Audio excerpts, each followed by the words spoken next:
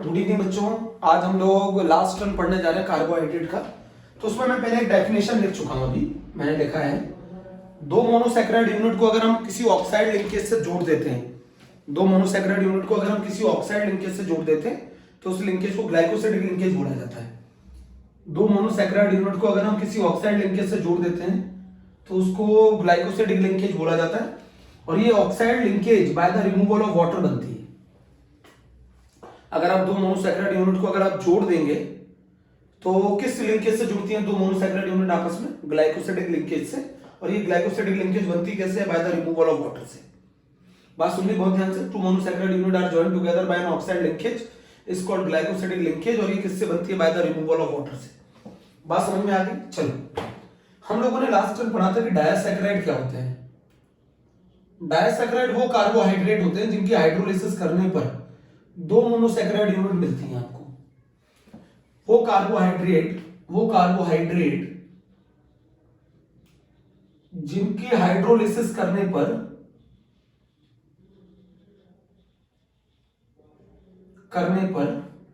To monosaccharide unit मिलती हैं।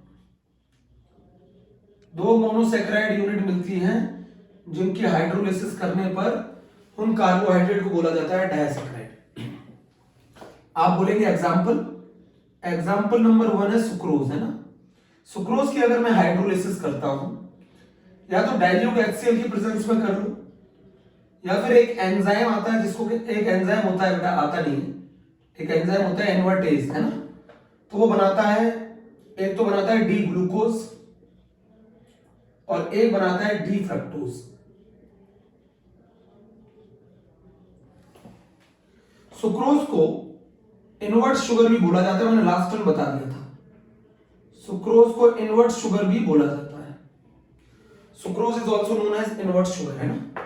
Sucrose को इनवर्ट शुगर भी बोला जाता है। सुनिए ध्यान से, sucrose is also known as invert sugar. बोलो, sucrose is always known as invert sugar. Second number है माल्टोज की अगर मैं हाइड्रोलिसिस कर दूं, maltose is also known as malt sugar. Maltose की अगर मैं हाइड्रोलिसिस कर दूं, डाइल्यूट HCl या फिर एक एंजाइम बोलते हैं जैसे माल्टेज, तो हमें मिलती है दो डी ग्लूकोज यूनिट्स।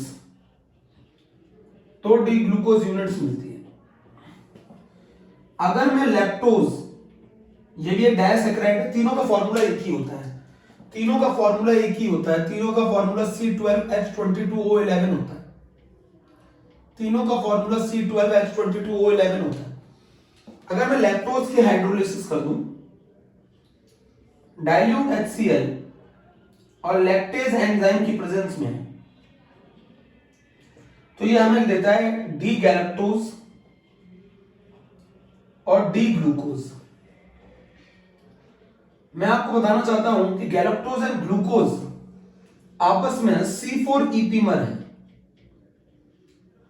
ईपीमर मैं बता दूं, डायस्टीरियोमर्स को बोला जाता है।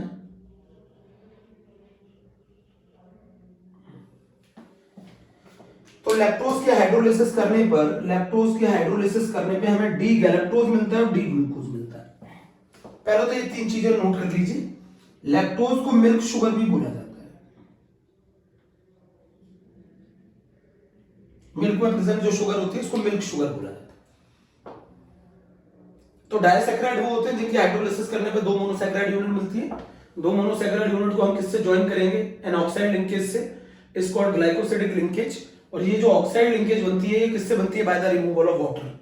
तो अगर मैं सुक्रोज की हाइड्रोलिसिस करता हूं तो मुझे डी ग्लूकोज डी फ्रक्टोज मिलता है। मैं माल्टोज की हाइड्रोलिसिस करता हूं तो मुझे दो यूनिट डी ग्लूकोज की मिलती है। मुझे लैक्टोज की अगर मैं हाइड्रोलिसिस करता हूं तो डी गैलेक्टोज मिलता है और डी ग्लूकोज मिलता है। D galactose and D glucose जो है वो C4 ईपीमर है। अब यहां तक की पहली बात आप नोट कर लीजिए, स्क्रीनशॉट ले लीजिए। तीनों का फॉर्मूला एक ही होता है, C12H22O11, C12H22O11, C12H22O11। मैं एक चीज और याद दिला दूं, एक चीज मैं यहां याद दिलाना चाहता हूं, आप नोट कर लीजिएगा इस बात को। जो सुक्रोज होता है ना, ये नॉन रिड्यूसिंग शुगर है। अगर याद आ जाए तो सुक्रोज जो है वो नॉन रिड्यूसिंग शुगर है। बाकी सारे डायसैकेराइड रिड्यूसिंग शुगर है। बाकी सारे डायसैकेराइड रिड्यूसिंग शुगर है। बाकी सारे डायसैकेराइड रिड्यूसिंग शुगर है। बाकी सारे डायसैकेराइड रिड्यूसिंग शुगर है। बाकी सारे डायसैकेराइड रिड्यूसिंग शुगर है। रिड्यूसिंग शुगर मालूम है कि नहीं मालूम? रिड्यूसिंग शुगर वो होते हैं द शुगर और carbohydrate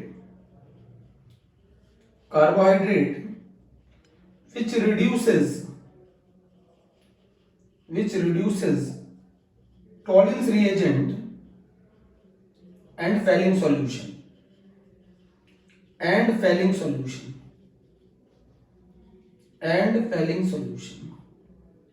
carbohydrate which reduces Tollens reagent and Fehling solution। तो प्लीज इसका स्क्रीनशॉट ले लो, फिर मैं आगे चल रहा हूं। नोट कर लिया? तो दो मोनोसैकेराइड यूनिट को हम किससे जोड़ सकते हैं? ग्लाइकोसिडिक लिंकेज से जोड़ सकते हैं। ग्लाइकोसिडिक लिंकेज एक ऑक्साइड लिंकेज होती है बच्चों। कौन सी लिंकेज होती है? ऑक्साइड लिंकेज होती है ग्लाइकोसिडिक लिंकेज है। The two monosaccharide unit are joined together by an oxide linkage known as glycosidic linkage. तो डायसैकेराइड वो होते हैं, वो कार्बोहाइड्रेट होते हैं जिनकी हाइड्रोलाइसिस करने पे दो मोनोसैकेराइड्स मिलते हैं। सुक्रोज को इनवर्ट शुगर बोला जाता है। माल्टोज को मिल्क शुगर बोला जाता है। लैक्टोज को मिल्क शुगर बोला जाता है। माल्टोज को माल्ट शुगर बोला जाता है। सब नोट कर। एक ही सुक्रोज नॉन रिड्यूसिंग शुगर है। सुक्रोज म्यूटा रोटेशन शो नहीं करता। सुक्रोज म्यूटा रोटेशन शो नहीं करता। सुक्रोज म्यूटा रोटेशन शो नहीं करता है। नोट कर लो इतना पहले। अभी मैं डायग्राम से समझाऊंगा, बड़े आराम से आपको समझ में आएगा।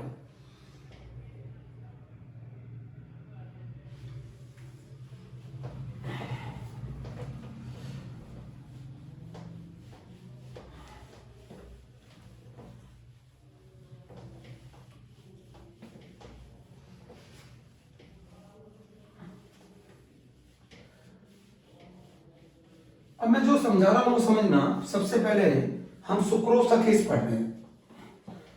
एनसीईआरटी रखना अपने बगल में। हम सुक्रोज का केस पढ़ रहे हैं। तो सुक्रोज की हाइड्रोलिसिस करने पर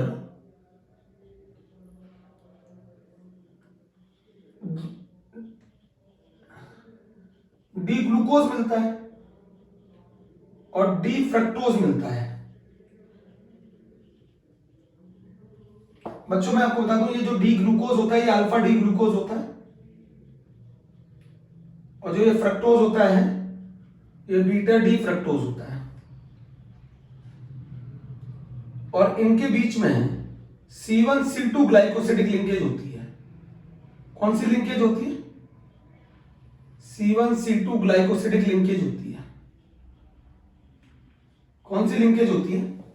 C1C2 ग्लाइकोसिडिक लिंकेज होती है। तो ये बना दिया मैंने अल्फा डी ग्लूकोज। आप डायग्राम समझना। Alpha D glucose HOH, second number पे OH, थर्ड नंबर पे OH, फोर्थ नंबर पे OH, फिफ्थ नंबर पे CH2OH। जितनी पोजीशन है सारा H लगा दो। ये बना दिया मैंने अल्फा डी ग्लूकोज है। मैं बीटा डी फ्रक्टोज बना रहा हूं, जरा आप देखो। ये रहा OH, ये रहा CH2OH, ये रहा कार्बन नंबर थर्ड ऊपर OH, ये रहा कार्बन नंबर फोर्थ OH, ये रहा H और ये रहा CH2OH। सब आपको मालूम है। ये बना दिया मैंने बीटा डी फ्रक्टोज। आप इसे बीटा डी फ्रक्टोफ्यूरानोज भी बोल सकते हैं। इसे मैंने बता दिया बीटा डी फ्रक्टोज है ना। इसको बता दिया मैंने अल्फा डी ग्लूकोज। ठीक है। मैं थोड़ी सी यहां पर आपकी एक हेल्प चाहूंगा। इस कार्बन को हेमी एसिटाइलिक कार्बन कहते हैं।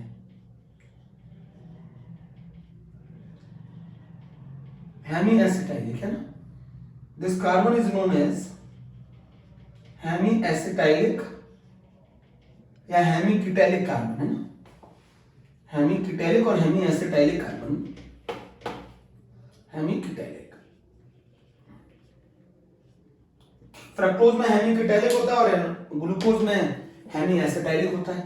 अगर ये दोनों कार्बन फ्री होंगे, अगर ये फ्री होंगे, अगर ये फ्री होंगे तो ये रिड्यूसिंग शुगर है, अगर ये फ्री होंगे तो ये रिड्यूसिंग शुगर है, और अगर ये फ्री नहीं होंगे तो ये नॉन रिड्यूसिंग शुगर है। अगर ये दोनों फ्री होंगे तो रिड्यूसिंग शुगर है, और अगर ये फ्री नहीं होंगे तो ये नॉन रिड्यूसिंग शुगर है। चलो चेक करते हैं कि ये रिड्यूसिंग शुगर है कि नॉन रिड्यूसिंग शुगर है। ठीक है, आप ये नोट कर लेना अपनी कॉपी में ना। मैंने क्या बताया था, कौन से किस कार्बन के बीच में ग्लाइकोसिडिक लिंकेज होती है? ये कौन सा कार्बन है? C2। ये कौन सा कार्बन है? C1। C1 और C2 के बीच में ग्लाइकोसिडिक लिंकेज होती है। जैसे ये OH, ये H, ये वाटर निकल गया, वाटर निकल गया। अरे भैया इसका H, इसका OH, वाटर निकल गया, OH H वाटर निकल गया। जब वाटर निकल जाएगा तो ये दोनों जो मोनोसैकेराइड यूनिट्स हैं ये आपस में किससे जुड़ जाएंगे? बताओ, ये दोनों आपस में जुड़ जाएंगे, किससे जुड़ जाएंगे? ऑक्साइड लिंकेज से। इस लिंकेज को बोला जाता है ग्लाइकोसिडिक लिंकेज। अब मुझे बताओ, क्या इसमें हेमी एसिटाइलिक और हेमी कीटैलिक कार्बन फ्री है? क्या उनके पास OH है? OH पूछ रहा हूं, CH2OH नहीं। क्या हेमी एसिटाइलिक और हेमी कीटैलिक ग्रुप के पास OH है? क्या हेमी एसिटाइलिक और हेमी कीटैलिक ग्रुप के पास OH है? बताओ कहां OH है? तो इस केस में हेमी एसिटाइलिक और hemi ketalic carbon is not free, इसीलिए सुक्रोज जो है ये नॉन रिड्यूसिंग शुगर है, इसीलिए सुक्रोज नॉन रिड्यूसिंग शुगर है। नोट करो।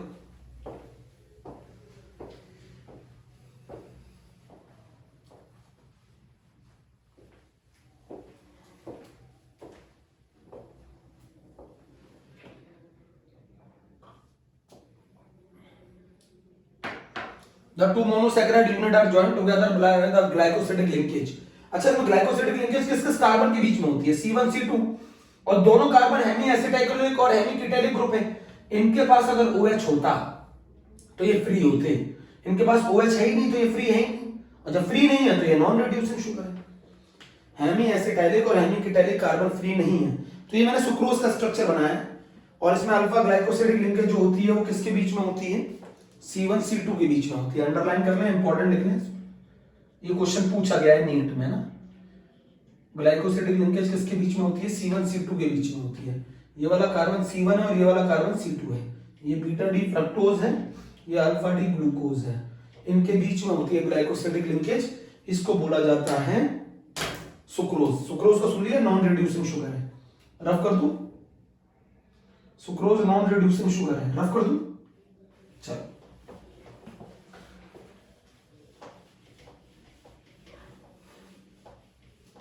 अब हम पढ़ने जा रहे हैं maltose.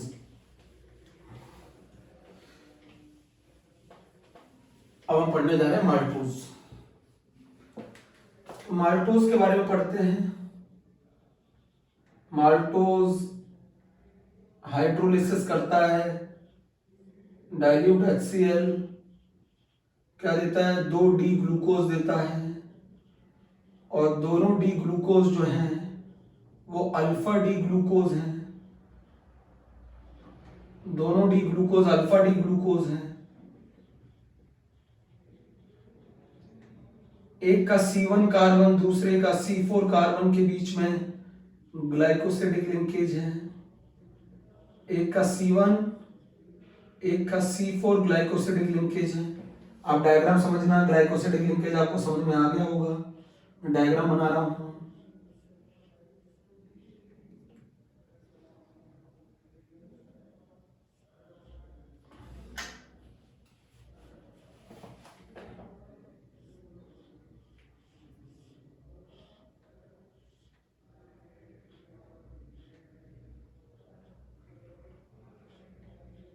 H OH OH OH HCH2OH, सारी पोजीशन पे H लगा हुआ, OH OH OH CH2OH H H H, ये रही एक अल्फा डी ग्लूकोज यूनिट, ये रही एक अल्फा डी ग्लूकोज यूनिट, ठीक है बेटा। ये रहा C1 कार्बन, ये रहा दूसरे का C4 कार्बन। अरे यहां पर भी OH था, यहां पर भी OH था, दोनों ने वाटर निकाल के बीच में क्या कॉमन कर दिया है, O कर दिया। अच्छा डायग्राम कहाँ पूरा से कहाँ पूरा बताऊं? चलो कुछ बच्चे कह रहे हैं पूरा बता दो, कुछ बच्चे कह रहे हैं पूरा बता दो, पूरा बता रहा हूं सुन। पूरा ये है कि यहां है H और OH, यहां पर भी है H और OH, क्या निकाल दो, क्या निकाल दो, वाटर निकाल दो, ये वाटर निकाल दिया, बोलो वाटर निकाल दिया ना। यहां पर भी H और OH, यहां पर भी H और OH, दोनों में से क्या निकाल दिया मैंने, वाटर निकाल दिया, दोनों में से वाटर निकाल दिया। और जब वाटर निकालेंगे तो दोनों के बीच में क्या चीज कॉमन हो जाएगी, दोनों के बीच में ऑक्साइड लिंकेज कॉमन हो जाएगी ना, दोनों के बीच में क्या चीज कॉमन हो जाएगी, बोलो ऑक्साइड लिंकेज कॉमन हो जाएगी ना। तो अच्छा ये वाला बताओ, ये वाला hemi acetylic carbon, this hemi acetylic carbon is not free, ये हेमी एसिटाइलिक कार्बन फ्री नहीं है, किसका, इस वाली अल्फा डी ग्लूकोज यूनिट का हेमी एसिटाइलिक कार्बन फ्री नहीं है, बट इस अल्फा डी ग्लूकोज यूनिट का hemi acetylic carbon carbon free है, ये हेमी एसिटाइलिक कार्बन फ्री है। तो जिसकी वजह से ये ओवरऑल रिड्यूसिंग शुगर है। अरे हेमी एसिटाइलिक कार्बन फ्री होना चाहिए ना, तभी तो रिड्यूसिंग शुगर होता है। तो किस केस में हेमी एसिटाइलिक कार्बन फ्री है, तो ये रहा C4 कार्बन और ये रहा C1 कार्बन। तो दोनों अल्फा डी ग्लूकोज यूनिट आपस में किससे जुड़ी है, C1 C4 ग्लाइकोसिडिक लिंकेज, कहीं लिखा है मैंने C1 C4 ग्लाइकोसिडिक लिंकेज लिखा है, एक अल्फा डी ग्लूकोज यूनिट की C1 लिंकेज, दूसरी अल्फा डी ग्लूकोज यूनिट की C4 लिंकेज। इसका हेमी एसिटाइलिक कार्बन फ्री नहीं है, जो पहला वाला अल्फा डी ग्लूकोज यूनिट है, दूसरे वाले का हेमी एसिटाइलिक कार्बन फ्री है, जिसकी वजह से ये ओवरऑल रिड्यूसिंग शुगर है, ओवरऑल रिड्यूसिंग शुगर है। बना लो, ये डायग्राम बनाया मैंने माल्टोज का, माल्टोज की हाइड्रोलिसिस करते हैं, 2 डी ग्लूकोज यूनिट मिलती है। ये 2 डी ग्लूकोज यूनिट किसकी होती हैं, दोनों D glucose unit alpha D glucose होती हैं, दोनों D glucose unit alpha D glucose होती हैं। एक का C1 कार्बन दूसरे का C4 के बीच में ग्लाइकोसिडिक लिंकेज है। ग्लाइकोसिडिक लिंकेज का मतलब एक ऑक्साइड लिंकेज है, एक ऑक्साइड लिंकेज है, ऑक्साइड लिंकेज होती है। दो अल्फा डी ग्लूकोज यूनिट आपस में C1 C4 ग्लाइकोसिडिक लिंकेज से जुड़ी हैं। दो मोनोसैकेराइड यूनिट को जिस लिंकेज से जोड़ा जाता है उसी को तो बोला जाता है ग्लाइकोसिडिक। माल्टोज रिड्यूसिंग शुगर है कि नॉन रिड्यूसिंग शुगर है, तो जो माल्टोज है ना वो रिड्यूसिंग शुगर है, माल्टोज रिड्यूसिंग शुगर है, उसमें हेमी एसिटाइलिक कार्बन फ्री होता है, रिड्यूसिंग शुगर है माल्टोज। आगे चले, नोट कर लिया, माल्टोज की कहानी भी खत्म होगी, माल्टोज की कहानी भी खत्म होगी।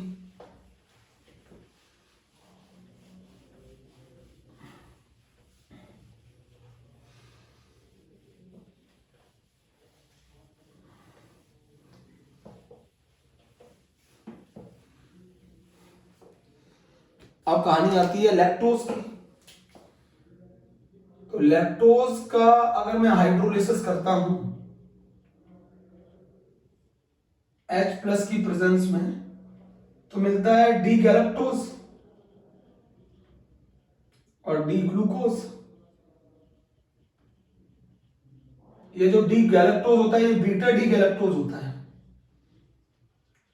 ये बीटा डी गैलेक्टोज होता है, और ये जो डी ग्लूकोज होता है ये बीटा डी ग्लूकोज होता है,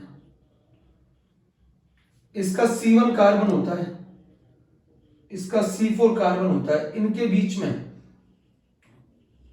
ग्लाइकोसिडिक लिंकेज होती है, इनके बीच में ग्लाइकोसिडिक लिंकेज होती है। एक का C1 कार्बन होता है, एक का C4 कार्बन होता है। बीटा डी ग्लूकोज और बीटा डी ग्लूकोज आपस में C4 ईपीमर भी है। H और OH की रोटेशन एक जगह और चेंज होगी तो बनाते हैं।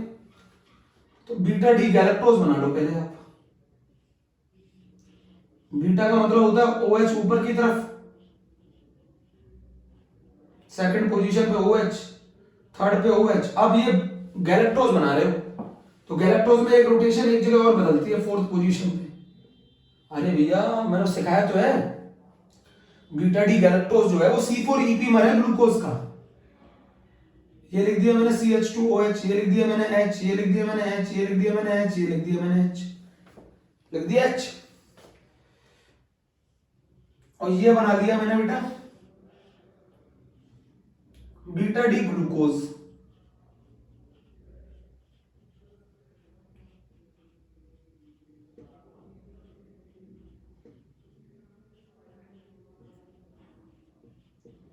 समझो आप, बड़ा आसान है। अच्छा मुझे ये बताओ ये क्या है? ये है बीटा डी गैलेक्टोज। और ये क्या है? ये है बीटा डी ग्लूकोज। गैलेक्टोज और ग्लूकोज में अंतर समझो, गैलेक्टोज और ग्लूकोज में अंतर समझो। कार्बन नंबर 4 पे रोटेशन बदल जाती है, स्टार लगा दिया। ये रहा कार्बन नंबर 1, ये रहा इसका कार्बन नंबर 1 और ये रहा इसका कार्बन नंबर 4। ये निकाल दो जरा H2O,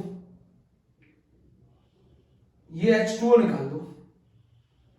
अरे आप निकाल दो ये H2O। गैलेक्टोज का कौन सा कार्बन? गैलेक्टोज का C1 कार्बन, गैलेक्टोज का C1 कार्बन और ग्लूकोज का C4 कार्बन के बीच में एक ऑक्साइड लिंकेज बना दो। बना दिया। Beta D glucose beta D galactose C1C4 glycosidic linkage होती है, C1C4 ग्लाइकोसिडिक लिंकेज होती है। समझा तो रहा हूं आपको, मन से समझा रहा हूं बिल्कुल। एनसीईआरटी रख के भेजना, बैठना। एनसीईआरटी में ऐसे दे रखा है,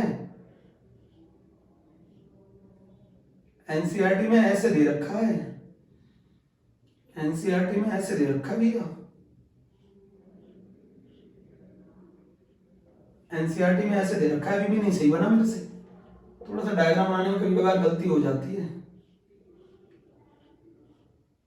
ऐसे दे रखा है एनसीईआरटी में, एनसीईआरटी में ऐसे दे रखा है। ये रहा C1 कार्बन, ये रहा H, ये रहा H, ये रहा, ये लिंकेज है, ये लिंकेज है ग्लाइकोसिडिक।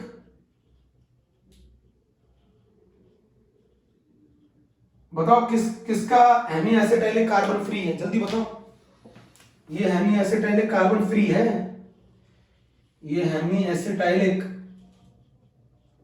कार्बन फ्री है इसका, ग्लूकोज का, बीटा डी ग्लूकोज का। जब हेमी एसिटाइलिक कार्बन फ्री है तो ये कौन सा शुगर होगा? रिड्यूसिंग शुगर होगा। ये वाला हेमी एसिटाइलिक कार्बन फ्री नहीं है, this hemi acetylic carbon is not free. Galactose का हेमी एसिटाइलिक कार्बन फ्री नहीं है,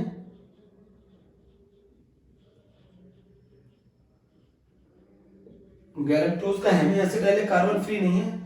बीटा डी ग्लूकोज का हेमी एसिटाइलिक कार्बन फ्री है, जिसकी वजह से ये रिड्यूसिंग शुगर है। इसमें भी कौन सी लिंकेज होती है? C1C4 ग्लाइकोसिडिक लिंकेज होती है। खत्म हो गया, लैक्टोज खत्म हो गया, माल्टोज खत्म हो गया, सुक्रोज खत्म हो गया। डायग्राम से समझा दिया है कौन सी लिंकेज होती है, कौन रिड्यूसिंग शुगर है, कौन नहीं है, सब बता दिया है। समझ गए? डायग्राम के साथ सीखना है।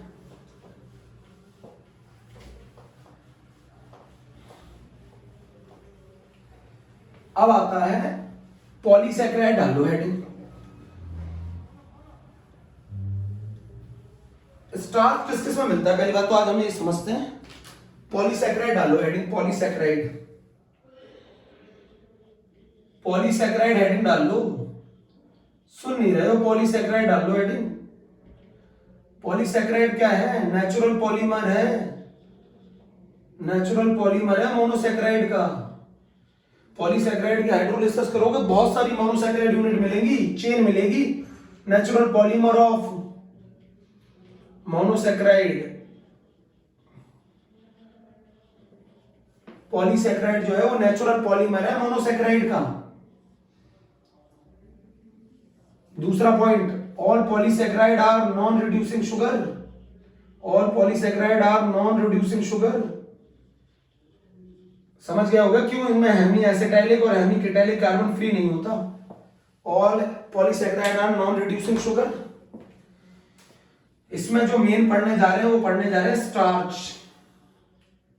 बेटा अगर मैं स्टार्च को गर्म पानी में डाल दूं हॉट वाटर में तो हमें दो पार्ट मिलते हैं उसके अंदर, दो पार्ट। एक को कहते हैं अमाइलोज और एक को कहते हैं अमाइलोपेक्टिन। अमाइलोज जो होता है ये वाटर सॉल्युबल वाला पार्ट होता है और ये 15 से 20% स्टार्च कंटेन करता है। स्टार्च का कितना हिस्सा कंटेन करता है? 15 to 20% स्टार्च कंटेन करता है। अमाइलोपेक्टिन जो है ना ये 80 से 85% स्टार्च कंटेन करता है। अमाइलोपेक्टिन जो है ना ये वाटर इनसॉल्युबल होता है। ये वाटर सॉल्युबल होता है, ये वाटर इनसॉल्युबल होता है। ये अनब्रांच्ड स्ट्रक्चर होता है। 200 से लेकर 1000 alpha D glucose unit C1C4 glycosidic linkage से जुड़ी होती है। समझो तो फिर डायग्राम समझाऊंगा। 200 से लेके 1000 अल्फा डी ग्लूकोज यूनिट आपस में C1C4 ग्लाइकोसिडिक लिंकेज से जुड़ी होती हैं। इसका स्ट्रक्चर ब्रांच्ड होता है, ब्रांच स्ट्रक्चर होता है। 25 से 30 यूनिट के बाद, 25 से 30 यूनिट अल्फा डी ग्लूकोज के बाद एक लिंकेज और चालू होती है, एक लिंकेज और चालू होती है, C1C6 ब्रांचिंग चालू हो जाती है।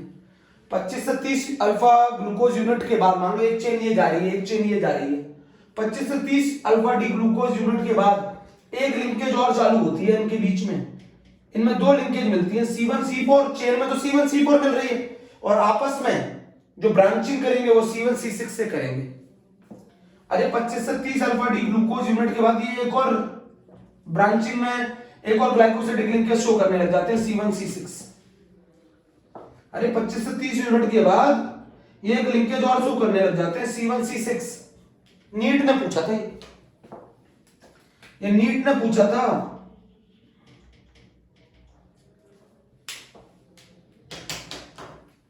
तो स्टार्च के दो, स्टार्च किसमें मिलता है? आलू में मिलता है, चावल में मिलता है।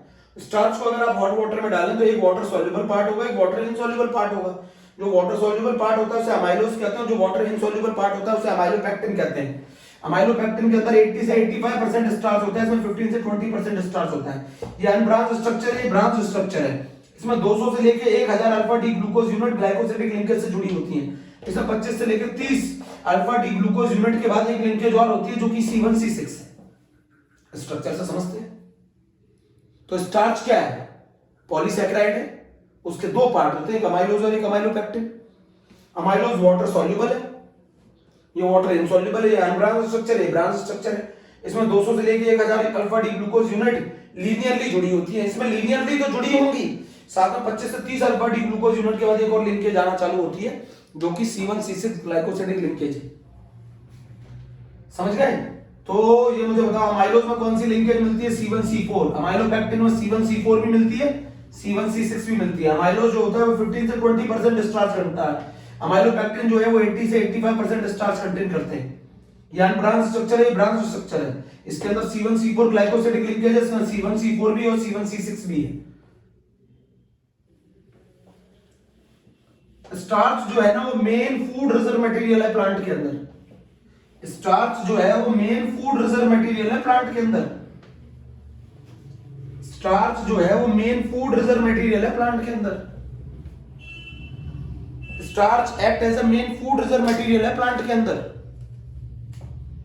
समझ रहे हैं ना मेरी बात? Starch act as a main food reserve material है प्लांट के अंदर। तो सबसे पहले मैं अमाइलोज का डायग्राम बता रहा हूं। अमाइलोज का डायग्राम बता रहा हूं, ऐसे बना लो।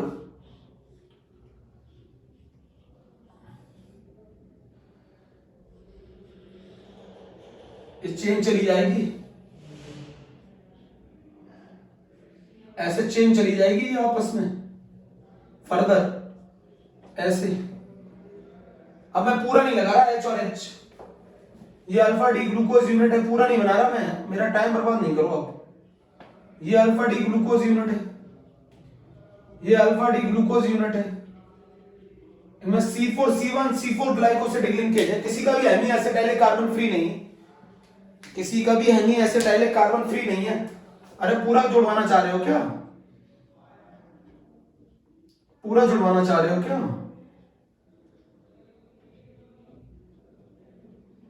अब ये भी मैं जोड़ दूं?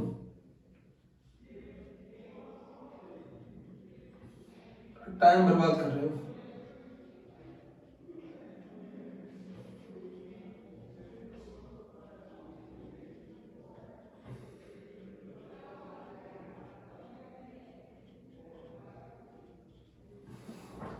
ये लिंकेज है C1 C4 ग्लाइकोसिडिक लिंकेज। बहुत सारी अल्फा डी ग्लूकोज यूनिट है। ये अमाइलोज का स्ट्रक्चर है। अमाइलोपेक्टिन का स्ट्रक्चर समझना बेटा, अमाइलोपेक्टिन का स्ट्रक्चर समझना।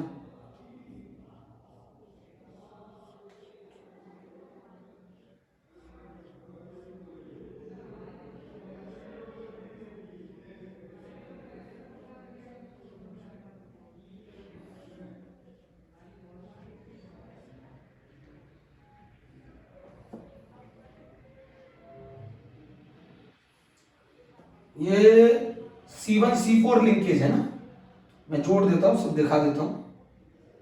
ये CH2OH, बाकी सब तो जोड़ लोगे ना H और OH।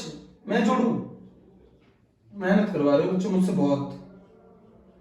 ऐसी एक चेन चली जा रही है, ऐसी एक चेन चली जा रही है, ऐसी एक चेन चली जा रही है। इस चेन में आपस में कौन सी लिंकेज है? C1 C4। बट 25 से 30 यूनिट के बाद, 25 से 30 यूनिट के बाद एक लिंकेज और चालू हो जाती है। 25 से 30 यूनिट के बाद एक लिंकेज और चालू हो जाती है। 25 से 30 यूनिट के बाद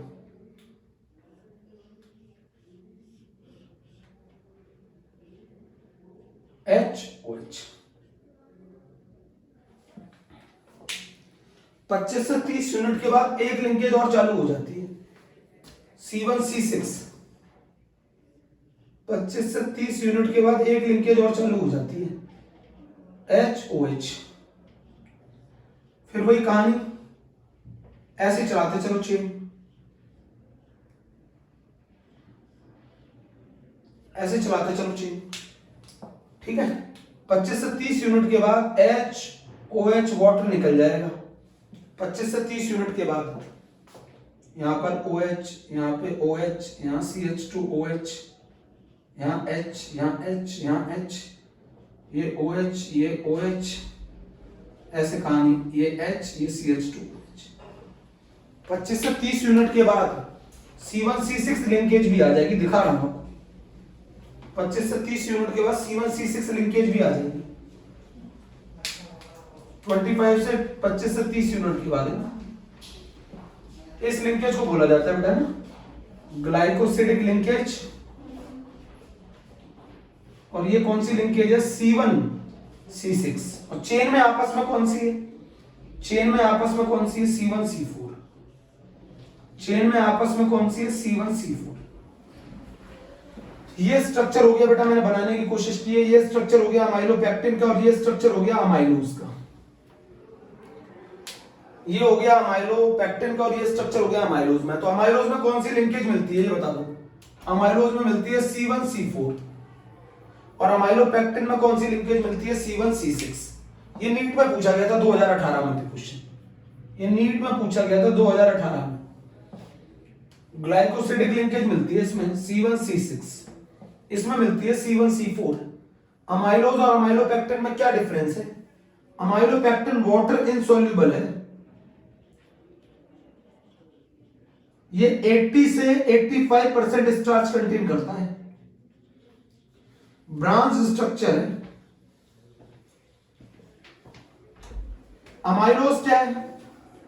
15 से 20% स्टार्च कंटेन करता है,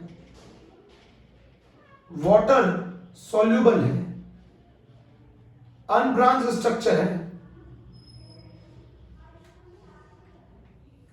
ये कहानी है, पूरी नोट कर लो, ये कहानी है, पूरी नोट कर लो।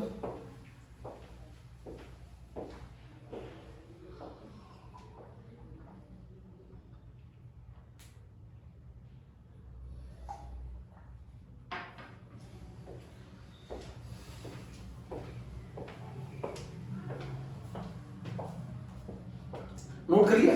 चल अब हम बाहरी जो आ रही है वो आ रही है सेलुलोज की।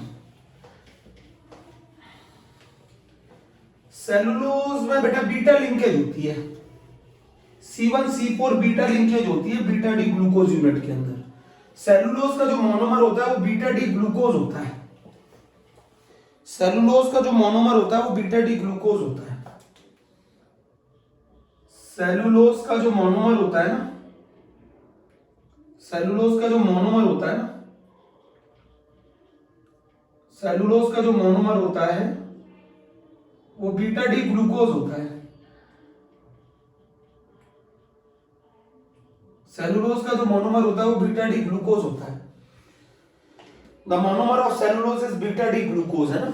बना लो बीटा डी ग्लूकोज, बहुत आसान है, ऐसे बनाते चलो।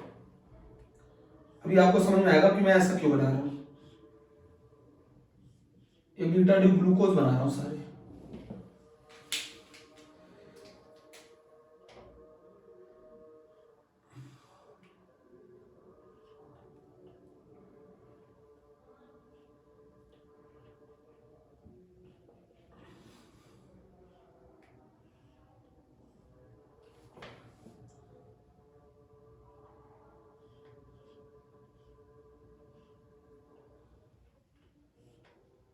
अब देखो कैसे बनेगा। C1C4, ये रहा C1 कार्बन और ये रहा C4, है ना। ये रहा C1 और ये रहा C4, ऐसे आगे चलते जाएंगे, ऐसे आगे चलते जाएंगे, ऐसे आगे चलते जाएंगे, ठीक है। चलो बीटा डी ग्लूकोज है ये, बताओ यहां क्या लगेगा? यहाँ H, यहाँ H, यहाँ H, यहाँ H, सारी कहानी वैसी जोड़ लोगे। ये बेटा बीटा डी ग्लूकोज है, बताओ। सेकंड पोजीशन पे फिर वही OH, फिर यहाँ पे OH, फिर यहाँ CH2OH, पूरा बनाना चाहिए था, एनसीईआरटी से देख लेना। फिर वही कहानी OH, H, H, OH, CH2OH, H, OH, OH, CH2OH, ठीक है, बोलो। तो ये बीटा डी ग्लूकोज यूनिट आपस में जुड़ी हुई है, किस लिंकेज से? C1C4, C1C4, इसे बीटा लिंकेज बोलते हैं, बीटा ग्लाइकोसिडिक लिंकेज बोलते हैं, बीटा ग्लाइकोसिडिक लिंकेज बोलते हैं। सेलुलोज को, सेलुलोज बच्चों मेन स्ट्रक्चरल मटेरियल प्लांट का, मेन स्ट्रक्चरल मटेरियल है प्लांट का, in plant. Cellulose is the main structural material in plant, cellulose is the main structural material in plant. कहां मिलता है? सेल वॉल में। प्लांट की सेल वॉल क्या contain करती है? सेलुलोज कंटेन करती है। सेलुलोज हमारी डाइट में रिक्वायर्ड नहीं है, not required in our diet. क्यों नहीं है? क्योंकि हमारे एंजाइम्स इस बीटा लिंकेज को ब्रेक नहीं कर पाते हैं। जब बीटा लिंकेज को ब्रेक नहीं कर पाएंगे तो ग्लूकोज ऑप्टेन नहीं हो पाएगा, ग्लूकोज ऑप्टेन नहीं हो पाएगा तो हमारे लिए कोई रिक्वायरमेंट नहीं है। हमारे एंजाइम्स इसके अंदर जो सेलुलोज के अंदर जो बीटा लिंकेज होती है उसको ब्रेक नहीं कर पाते हैं। हमारे एंजाइम सेलुलोज के अंदर जो बीटा लिंकेज होती है उसको ब्रेक नहीं कर पाते हैं, जिसकी वजह से हमारी डाइट में सेलुलोज की कोई रिक्वायरमेंट नहीं है।